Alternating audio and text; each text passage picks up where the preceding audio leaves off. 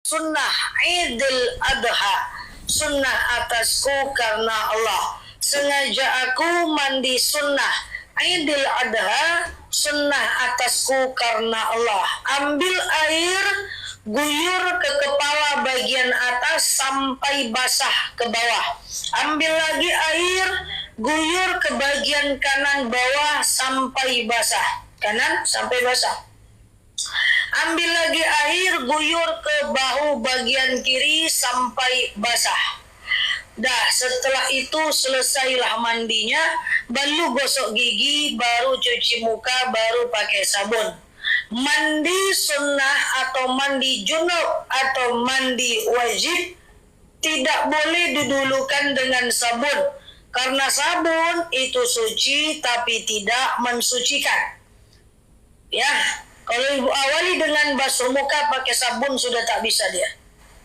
Jadi tidak boleh, nanti sabun belakangan. Setelah diguyur atas, guyur samping, baru boleh pakai sabun. Gosok gigi nanti, mandi dulu. Kecuali ibu siwak, tak pakai sabun, pakai kayu siwak. Saya ulang lagi ya.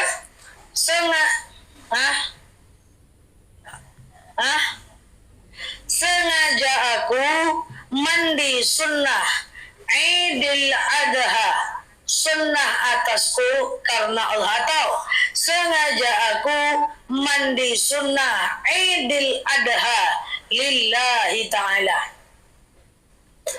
Nah, jangan gosok gigi dulu, jangan cuci muka dulu.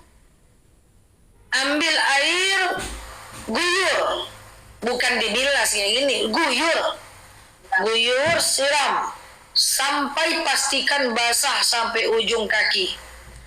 Ambil lagi air, guyur bagian kanan sampai basah ujung kaki, sampai ke ujung kaki.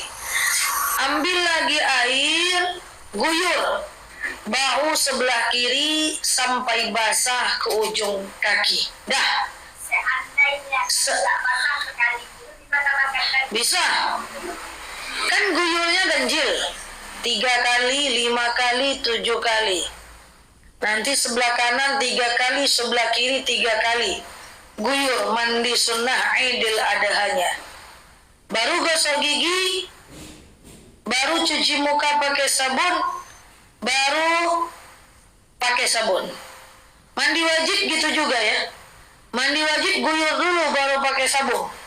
Jangan asal guyur aja langsung pakai sabun. Mandi wajib gimana? Sengaja aku mandi wajib, mensucikan diriku dari hadas besar lillahi ta'ala, gitu kan? Ambil air, atas guyur sampai basah ke bawah.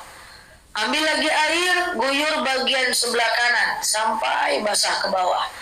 Ambil lagi air, guyur badan kiri sampai basah ke bawah. Baru pakai sabun, baru gosok gigi, baru cuci muka. Kenapa nggak boleh pakai sabun duluan? Karena sabun itu suci tapi tidak mensucikan. Sama dengan ibu membersihkan dari najis babi misalnya. Itu kan 1 kali tanah 7 kali air kan. Ambil tanah basuh-basuh. Ini. Lalu ambil air bilas 7 kali. Tidak boleh salah satu airnya itu campur sabun. Tidak boleh. Karena kalau campur sabun dia jadi suci tapi tidak mensucikan. Kenapa temenung-menung? Selama ini kenapa? Kayak mana mandi? Belum basah lagi udah pakai sabun. Oh, selama ini asal mandi.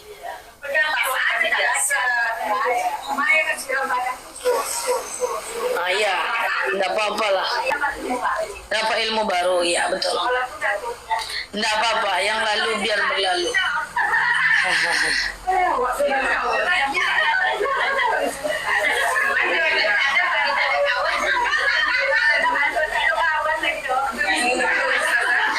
Wudu itu sunnah saja. Ya, wudu dulu boleh.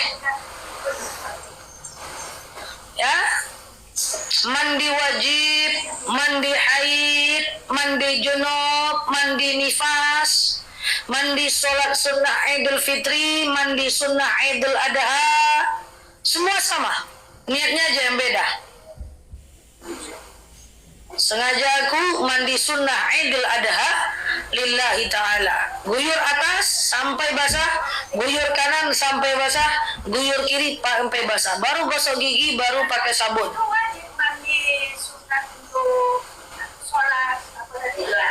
Itu wajib nggak mandi sholat sunat untuk Idul Adha? Yang sunat ya sunat, nggak wajib lah. Kan namanya mandi sunat. Selama ini kan belum ada Oh, selama ini nggak mandi, mau sholat Idul Adha nggak mandi kelas? Oh, mandi seperti biasa. Oh, ya. Mandinya pakai kayak gitu caranya. Nawaitul ghusla, banyak kali bahasa Indonesia, bahasa Arab, bahasa Indonesia aja lah. Sengaja aku mandi sunnah Idul Adha lillahi ta'ala.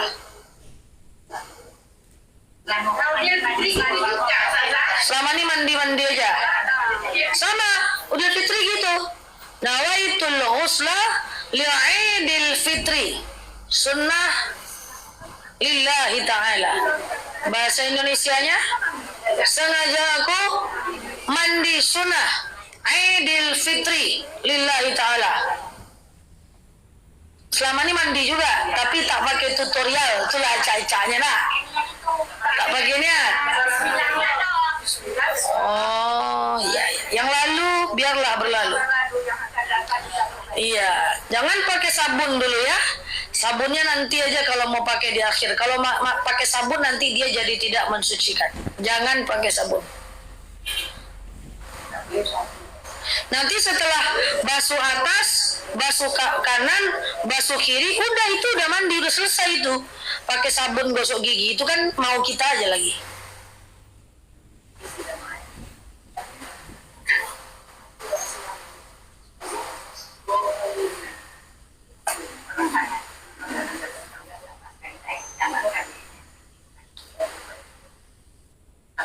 Nah, jadi selama ini mandi aja, tak pakai niat, nggak apa-apa lah. Yang lalu biarlah berlalu. Iya. Nah itu mandinya disunnahkan sebelum fajar, sebelum subuh, atau selama masih gelap. Ya, mau sholat subuh bisa, atau selama masih gelap lah. Ibu biasanya mandinya jam 7. Nah, mandi sholat itu memang menjelang subuh. Nah ya, udah benar berarti waktunya. Niatnya tak ada. Iyalah, yang lalu biarlah ya. Oke? Nah, disunnahkan menahan dahaga dan lapar sampai khatib naik mimbar dan sampai khatib turun mimbar. Setelah khatib turun mimbar, balik ke rumah baru ambil potong kuku, potong si kuku-kuku itu. Sunnah. Sekarang kan tak boleh potong kuku nih. Bagi yang berkurban.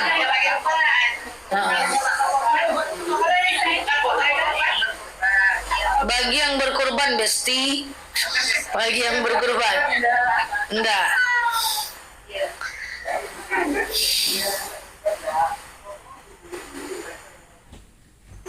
Oke? Ya, gitu ya. Ini cuman mengingatkan saja untuk kita semuanya. Semoga kita bisa ini. Yuk kita lanjut kajian kita. Azan jam berapa? Udah cukup nggak waktunya nih ya? Masih mesti cari kajian yang pendek nih saya nih, Masya Allah. Oke, bismillahirrahmanirrahim. Yuk kita lanjut kajian kita ibu-ibu tentang keutamaan Zulhijjah sudah, tentang kurban sudah. Yuk kita lanjutkan. Hari ini saya ingin mengkaji tentang sunnah. Ini agak sulit, saya pelan-pelan sedikit supaya kita nggak gampang saling membid'ahkan. Pernah nggak dengar kata-kata bid'ah? Nah, sedikit bid'ah. Yuk kita belajar sedikit. Ibu-ibu, dalam Islam ini sumber hukum Islam kan ada 4. Al-Quran, sunnah, ijma, qiyas. Nah, sunnah ini yang mau kita bahas. Al-Quran, sunnah, ijma, qiyas. Sunnah ini mau kita bahas. Kita pelan-pelan aja supaya kita paham sehingga kita nggak mudah membid'ah-bid'ahkan. Saya ulang ya. Sunnah itu terbagi, sumber sunnah itu ada 3. Sumber sunnah itu ada 3. Yang pertama adalah perkataan Rasul, itu sunnah. Yang kedua adalah perbuatan Rasul, itu sunnah. Yang ketiga adalah diamnya Rasul, itu sunnah. Nanti saya jelaskan satu persatu, kita perlu tahu nih. Buat yang suka nanya dalilnya mana, ini perlu nih. Sunnah terdiri dari 3. Pertama adalah perkataan Rasul. Kedua adalah perbuatan Rasul. Yang ketiga adalah diamnya Rasul. Apa tadi yang pertama? Perkataan. Yang kedua? Perbuatan. Yang ketiga? Diamnya Rasul. Tapi sebelum saya jelaskan yang 3 ini, saya mau jelaskan kuncinya. Tidak semua sunnah Rasul sunnah atas kita. Tidak semua sunnah Rasul sunnah atas kita. Ada yang sunnah Rasul tapi kita haram melakukannya. Apa contoh? Rasul beristri lebih dari 4. Sunnah Rasul. Tapi kita haram beristri lebih dari 4. Kita paling banyak cuma boleh 4. Fankihu ma qabalakum minan nisa masna wa sulasa wa ruba. Nikailah oleh kalian perempuan 1, 2, 3, 4. Jangan sisi-sisi sunnah Rasul. Sunnah Rasul itu tak semua sunnah untuk kita. Ada yang sunnah Rasul haram bagi kita. Apa contohnya? Tadi, Rasul beristri lebih dari 4, kita beristri maksimal cuma 4. Contoh haram. Rasul, yang kedua, nanti kita bahas tadi ya, perkataan, diam, dan ininya Rasul. Yang kedua, Rasul, kalau dia sholat tahajud, kalau dia tak sholat tahajud, dia menangis. Kita tak boleh nangis kalau tak sholat tahajud, karena dia tetap sunnah, dia nggak bisa berubah jadi wajib. Hanya boleh menangis kalau tidak melakukan yang wajib. Tak boleh menangis kalau meninggalkan yang sunnah. Itu yang sunnah Rasul haram bagi kita. Jadi jangan sikit-sikit, istri aku 10 nih, ngapa sunnah Rasul? Itu tak paham dia sunnah itu. Mentang-mentang sunnah Rasul belum tentu sunnah untuk kita. Rasul beristri lebih dari 4, sunnah Rasul, perbuatan Rasul. Tapi kita maksimal cuma boleh 4, haram kita lebih dari 4, kan gitu kan?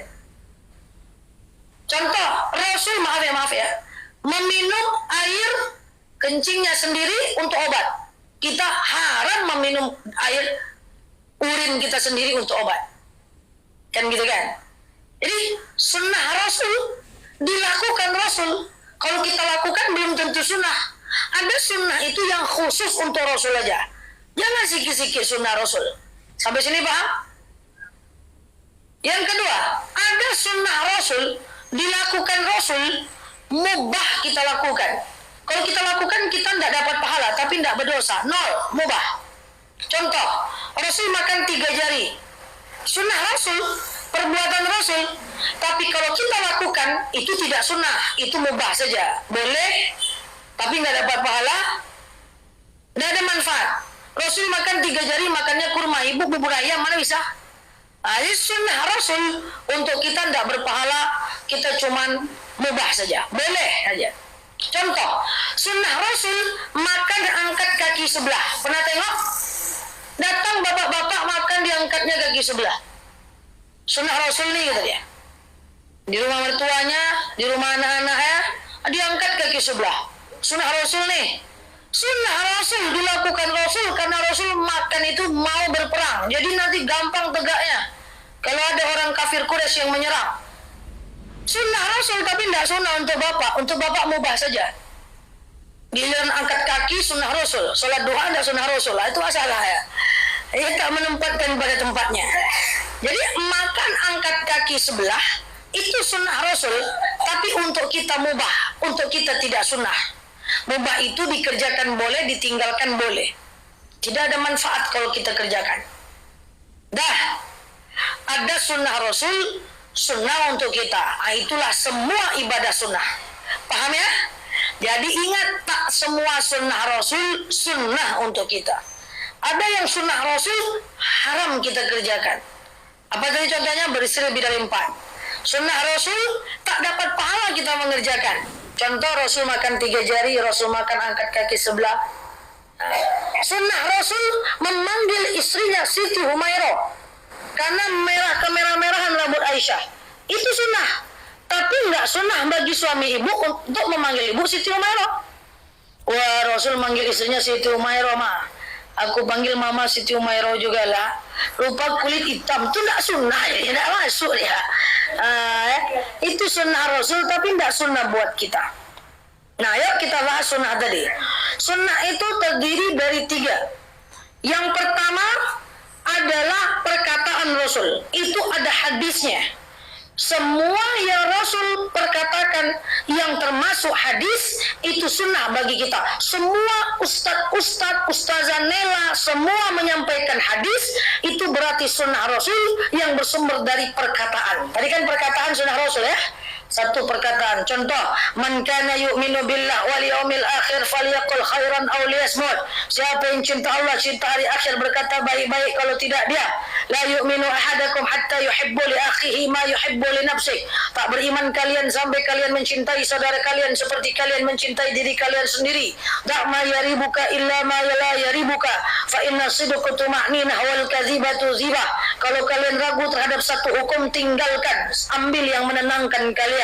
Man shoma ramadhana summa atba'u sittan min syawal faka'annama siyamid dahar. Siapa yang berpuasa Ramadan lalu dia lanjutkan 6 hari di bulan Syawal bagaikan puasa 1 tahun lamanya. Ini semua sunnah Rasul tapi sumbernya perkataan Rasul. Ada dalilnya, ada hadisnya. Paham? Tapi apakah semua sunnah harus ada hadisnya? Tidak. Ada sumber sunnah yang kedua. Apa tadi yang kedua? Tadi perkataan, yang kedua perbuatan Rasul. Kalau perbuatan Rasul itu tidak ada dalilnya. Jadi jangan dikit-dikit mana dalilnya Pak Ustadz, mana dalilnya Ustazah. Tidak semua sunnah mesti ada dalilnya. Karena sunnah yang kedua bersumber dari perbuatan Rasul. Contoh, kalau tidur ngadep masuk WC kaki, keluar WC kaki, keluar rumah kaki, keluar masuk rumah kaki, masang baju tangan, buka baju tangan, masang celana kaki, buka celana kaki. Mana ada dalilnya? Apa dalilnya Pak Ustaz? Tidak ada. Karena sumbernya adalah perbuatan Rasul. Jadi para sahabat menengok Rasul dan kemudian para sahabat meriwayatkan. Nah, ini sumbernya adalah perbuatan Rasulullah. Dalil tentang sholat tarawih ada nggak? Nggak ada. Mana ada dalil hadis tentang tarawih? Nggak ada. Tarawih itu dalilnya cuman ini. Man qama ramadhana ghufira lahu ma taqaddama min dzambi. Siapa yang menghidupkan malam Ramadan, diampunkan dosanya yang telah lalu. Itu cuman menghidupkan malam, bukan dalil tentang tarawih. Tarawih nggak ada dalilnya. Tarawih sumbernya perbuatan Rasulullah. Hari pertama Rasul tarawih ditengok oleh sahabat. Rasul salat apa tuh? Hari kedua Rasul tarawih, hari ketiga Rasul tarawih, hari keempat Rasul nggak tarawih. Lalu kepo Abu Bakar, kami udah ngumpul semua, nggak ada orang di masjid. Lalu Abu Bakar datang ke rumah Rasul. Rasul, orang udah ngumpul di masjid, kenapa kau nggak tarawih? Apa kata Rasul? Saya tak mau datang ke masjid. Kenapa? Karena aku takut kalau aku datang ke masjid setiap hari, setiap malam tarawih, nanti umat akan menganggapnya wajib. Sunnah, tarawih sunnah, tidak ada dalilnya dari perbuatan tadi. Itulah namanya sunnah perbuatan. Sekarang pening kepala Pak Ustadz dan Bu Ustazah. Banyak yang nanya dalil tentang puasa Zulhijjah. Dalil tentang tarawih ada hadisnya.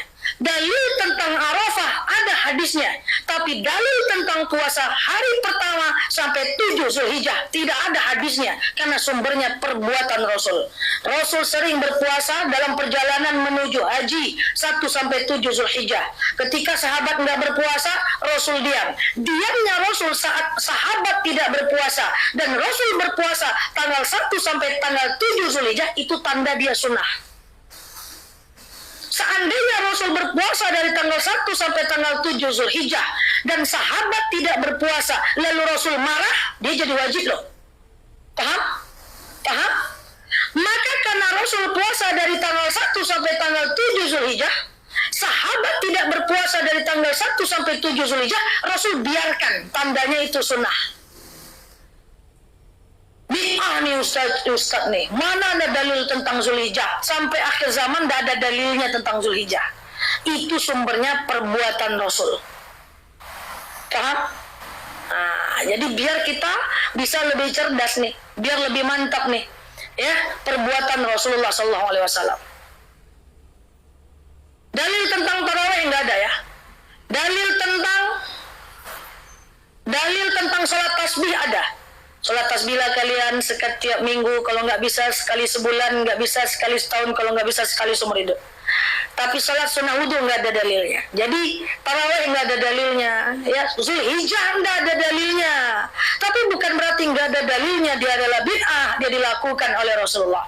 Jadi kalau ada nanti orang bilang begini, oi kenapa kalian puasa Zulhijjah? Kan nggak ada dalilnya. Ibu balik aja tanya, kenapa kalian tarawih? Kan nggak ada dalilnya. Sama. Tapi jangan ribut lah, jangan ribut. Nah gitu ya.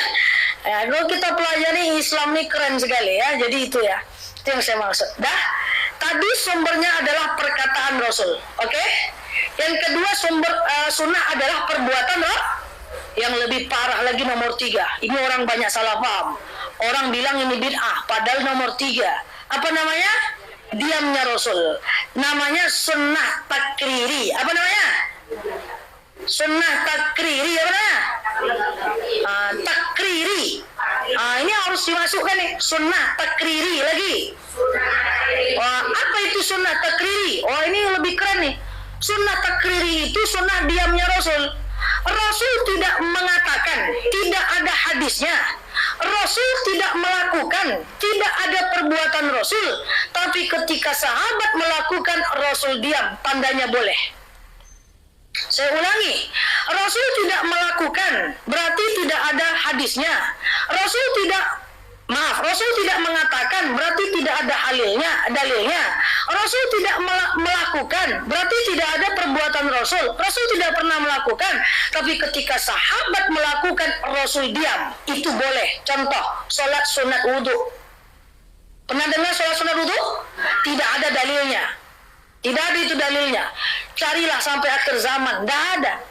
Apakah Rasul pernah melakukan sholat sunat wudhu? Tidak pernah. Tapi ketika Bilal bin Rabah melakukan, Bilal bin Rabah ini adalah sahabat Rasul, budaknya Abu Bakar. Hei Bilal, kata Rasul, kenapa aku dengar terompahmu di surga? Apa yang kau buat? Apa kata Bilal? Aku selalu melakukan sholat sunat wudhu 2 rakaat setiap setelah selesai berwudhu. Rasul bilang gini, oh, dah, Rasul diam, Rasul tidak melakukan, tandanya boleh. Jadi kalau ada orang bilang, oh, tidak ada puasa Zulhijjah dalilnya doh, salat sunat wudhu tidak ada juga dalilnya besti. Ya. Tapi jangan ribut lah, jangan ribut. Ini biar kita paham saja. Banyak loh sunnah yang tak ada dalil. Contoh, Rasulullah SAW selama hidupnya tarawihnya cuma 8 rakaat. Tidak pernah Rasul tarawih 20 rakaat. Dan tidak ada hadis tentang tarawih. Tapi kenapa ibu tarawih di An-Nur 20 rakaat, di Ar-Rahman 20 rakaat? Rasul tidak pernah melakukan. Hadisnya juga nggak ada. Furqan 23. Apakah secepat itu kita bilang bid'ah? Tidak. Rasul memang tarawihnya hanya 8 rakaat. Tapi ketika Abu Bakar tarawihnya 20 rakaat, Rasul nanya, oh Abu Bakar, kenapa? Lama kali kalian sholat? Itulah ibaratnya. Kami tarawih Ishrun ya Muhammad, 20 rakaat. Muhammad diam. diamnya Muhammad itu adalah tandanya boleh. Paham? Nah, jadi ada namanya takriri, ada namanya fi'li, ada namanya qauli. Paham ya? Enggak, bahasa Indonesianya aja lah. Ada sunnah perkataan, ada sunnah perbuatan, ada sunnah diamnya Rasulullah. Ya, supaya kita tuh enggak sikit-sikit mana dalilnya? Mana dalilnya? Dijelaskan betul nanti terkejut. Nah, oke. Contoh. Bahwa sujud terakhir ketika mau habis sholat itu adalah doa mustajab. Iya kan? Sering Pak Ustaz ngomong gitu kan? Tapi apakah ada dalilnya? Apakah Rasul melakukan? Tidak. Siapa yang melakukan itu? Aisyah. Aisyah melakukan itu. Aisyah lama betul sujudnya. Apa kata Muhammad? Kenapa kau lama kali sujudnya? Apa kata Muhammad? Apa kata Aisyah? Aku berdoa di waktu sujud. Rasul bilang, tidak ada dalilnya. Yang tak ada dalilnya itu banyak. Zikir 33 kali. Ibu zikir berapa kali? Mana ada Rasul zikir 33 kali? Rasul itu zikir 700 kali. Istighfarnya 700 kali. Ibu 33 kali. Apakah bid'ah? Tidak. Yang menyatakan zikir 33 kali itu Ali. Ya Ali, limadha hakaza wa hakaza. Kenapa kok kayak gini jarinya? Zakartu ya Muhammad, aku zikir ya Muhammad. Kan zikr. Berapa jumlah zikirmu? 33 Muhammad. Kenapa 33? Innallaha al-witr, yuhibbul witr. Allah itu ganjil, suka yang ganjil. Kan yang ganjil bukan cuman 33. Aku suka angka 3. Kata Muhammad, tandanya boleh. Nah, icak-icaknya gitulah. Kalau enggak boleh pasti Rasul larang. Enggak ada hadisnya itu zikir 33. Mana ada hadisnya? Enggak ada Rasul melakukan itu. Rasul zikirnya 700 kali. Nah, jadi maksud saya itulah kajian kita hari ini. Pertama poinnya, tidak semua sunnah Rasul sunnah atas kita ya. Ada sunnah Rasul itu haram untuk kita. Beristri lebih dari 4, kita haram lebih dari 4. Kita maksimal cuma boleh 4 dalam ayat Quran. Ya, Rasul menangis kalau nggak tahajud, kita nggak boleh nangis ya. Nah, ya sudahlah, biasa-biasa sajalah. Sunnah tetap sunnah ya. Kemudian sunnah Rasul itu ada 3. Perkataan Rasul, perbuatan Rasul, diamnya Rasul. Ya kan? Perkataan Rasul berarti ada hadisnya. Perbuatan Rasul bisa jadi tidak ada hadisnya. Yang tidak ada sama sekali itu diamnya Rasulullah. Jadi jangan dikit-dikit, Rasul tak pernah lakukan doh. Rasul tak pernah lakukan doh. Nah, kalau mau kita jawab, Rasul tidak pernah doh. Salat tarawih 20 kali, 20 rakaat. Salat tasbih berjemaah. Mana pernah Rasul tasbih berjemaah? Rasul itu tasbih sendiri. Rasul salat tasbih di depan Ka'bah sendiri. Kepo sahabat, diikut. Satu ketika Umar bin Khattab penasaran, dikumpulkannya orang, dia pimpin salat berjamaah. Rasul kepo, kalian ngapain? Kata Rasulullah, kami salat tasbih berjamaah ya Rasulullah. Jadi Umar nih diambilnya inisiatif memimpin orang salat tasbih. Rasul bilang, dah, Rasul tidak ikut, tapi Rasul biarkan, tandanya boleh. Tidak ada dalilnya itu. Ya, supaya kita nih nggak sekedar gampang ngomong bid'ah dan seterusnya. Oke? Semoga ada manfaat bagi kita semua. Wallahu a'lam bishawab. Salam ala hazihi niyah al-Fatihah.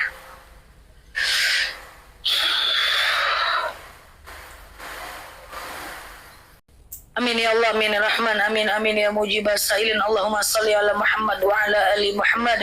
Allahumma inna nas'aluka ridhaka wal jannah, na'udzubika min sakhatika wan nar. Allahumma inna nas'aluka salamatan fi dinina, afiyatan fi jasadina, ziyadatan fi ilmina, barakatan fi rizqina, taubatan qabla al-maut, rahmatan indal maut, maghfiratan ba'da al-maut. Allahumma hawwin 'alaina fi sakaratil maut, najatan minan nari wal 'afwa indal hisab.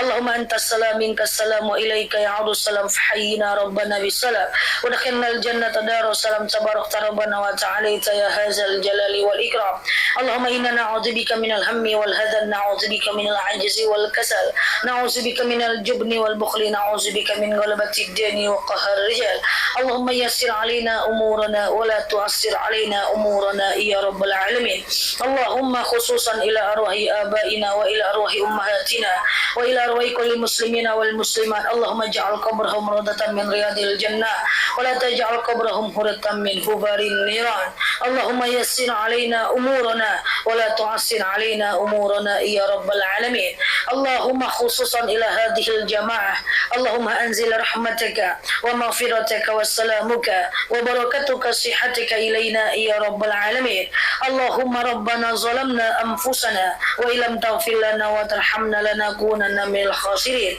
اللهم خصوصا إلى أرواح آبائنا وإلى أرواح أمهاتنا وإلى أرواح كل المسلمين والمسلمات اللهم اغفر لهم وارحمهم وعافي واعف عنهم واكرم نزولهم ووسع مدخلهم واغسلهم بالماء والثلج والبرد ونقهم من الخطايا كما ينقى الثوب الأبيض من الدنس وأبدلهم دارا خيرا من دارهم وأهلا خيرا من أهلهم يا رب العالمين اللهم استجب دعانا يا الله استجب دعانا يا رحمن يا رحيم يا مجيب السائلين اللهم صل على محمد وعلى آل محمد سبحان ربك رب العزة عما يصفون سلام على المرسلين الحمد لله رب العالمين والله أعلم بالصواب السلام عليكم ورحمة الله وبركاته